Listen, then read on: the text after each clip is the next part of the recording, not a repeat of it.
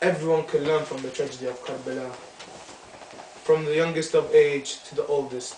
The old men in our community can learn from the likes of Habib ibn Mudahir, who sacrificed in Karbala.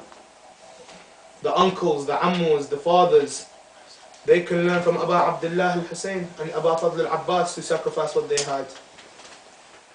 The mothers, they can learn from the likes of Farwa and Rabab and Layla, who gave their children away. The youth, the 20-year-olds, the 22-year-olds, 30-year-olds, they can learn from Ali al-Akbar. The babies can learn from Ali al-Asghar. House, to remember one person who relates to everyone here.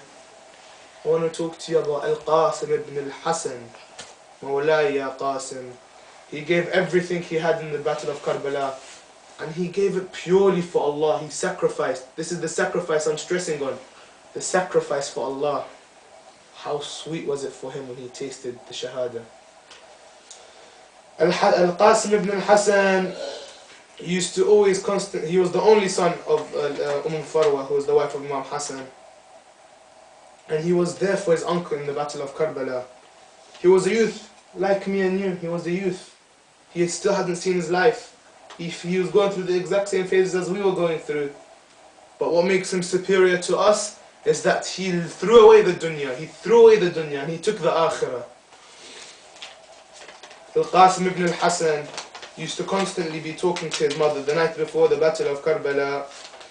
Hussein was passing by Farwa's tent. He heard Qassim saying to his mother, "Mother, tomorrow Uncle Abbas, Ali Akbar, and I will defend Uncle Hussein. Mother, if I get killed, please do not weep for me." Farwa replied, "My son, although I dearly love you, I shall not weep for you. Nothing will make me prouder than to see my son give his life for Islam." When Hussein heard this conversation, he prayed to Allah to bless Qassim and to bless his mother. On that day of Ashura, when Awn and Muhammad had fallen in the battlefield, Qassim came to Hussein and begged for permission to go and fight. Twice Imam al-Hussein refused. He told him, "Qassim, you are young and you are your mother's only son," which disappointed Qassim so much. According to Shia's tradition, he went to his mother, who at the sight remembered that just before her husband Hassan had died, he had written a letter giving it to Farwa saying, "If you ever find Qassim in difficulty, then give him this letter." She gave Qassim the letter which said, "My son Qassim, a day will come when my brother Al-Hussein will be facing an enemy army of tens of thousands. That will be the day when the Islam will need to be saved by sacrifice." We see Qassim was ready to sacrifice on the day of Ashura, but we are not ready to sacrifice in our everyday lives. "You must represent me on that day." Having read the letter, Qassim rushed to Hussein and gave him the letter, and Hussein replied, "Oh my brother's son, how can I stop you from doing what your father wanted you to do?" Hussein tied Hassan's turban on the head of Qassim and helped him mount his horse. He needed help to mount the horse because he was a young youth. He couldn't get on the horse enough, but he still gave away his life. Qassim said, "Oh my uncle, please do not be upset. I do not fear death. Death for Islam and for you is sweeter than honey." When Qassim came to the battlefield, the enemy remarked, "How can we kill someone whose face is shining like the moon?" As Qassim was a very handsome boy, in a loud and clear voice, Qassim introduced himself, "Ana al-Qassim ibn al-Hasan," and cried out a challenge for single combat. He killed several famous warriors in the battle of Karbala from the enemies. Every time he killed an enemy, Qassim would stand on his sit-ups, look behind him and wave to Abbas. He's a youth, you can imagine this in your head. A young youth is in the battle. He's killing someone, he's proud, he's happy that he's doing something for Islam. He looks towards his uncle Abbas and he's waving towards him. The young innocent child, you can picture it in your head. He would look at his teacher just as a pupil would look at their teacher when they passed an exam for satisfaction. When the enemy saw his bravery and realized that they could not possibly overpower him in single combats, they came behind him, and Umar ibn Sa'ad ibn Nayfal hit Qassim on the head with a sword. Qassim tried to go on fighting, but since he was so young and very thirsty, He could not carry on fighting.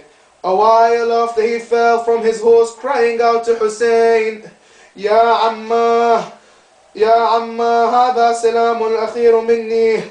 Oh uncle, accept my last salam from me. Hussein and Abbas rode out to the battlefield. The soldiers tried to stop them, but Hussein and Abbas killed everyone who came in their way. They finally came to where Qassim had fallen, and they saw a dreadful sight. Qassim's body had been trampled by the horses, his ribs were broken, his face was covered with blood. You can imagine two uncles coming to see their nephew and he's covered with blood. He immediately took out his sword and struck Umar, who had hit Qassim. He immediately struck Umar ibn Nafil al-Azdi, who had hit Qassim with the sword and caused him to fall on the ground. Hussein's blow cut Umar in half from the middle and caused the rest of the enemies to flee. We see how much the enemy, how courageous they are. They first fight a young youth, and then when the fight comes to them, they flee. This is the enemy, this is Bani Umayyah. ولا حول ولا قوة إلا بالله وسيعلم الذين ظلموا أي منقلب ينقلبون. We raise our hands to dua. Ya Allah, Ya Allah. اللهم عجل لوليك الفرج واجعلنا من أعوانه وأنصاره وابعد عنه كل الشر. اللهم شافي كل مريض. اللهم ارحم كل مميت. اللهم كن لوليك الحجة ابن الحسن صلواتك عليه وعلى آبائه في هذه الساعة وفي كل ساعة وليا وحافظا وقائدا وناصرا ودليلا وعينا حتى تسكنه وتمتعه فيها طويلا برحمتك يا أرحم الراحمين. وصلى اللهم على محمد وآله الطيبين الطاهرين. اللهم صل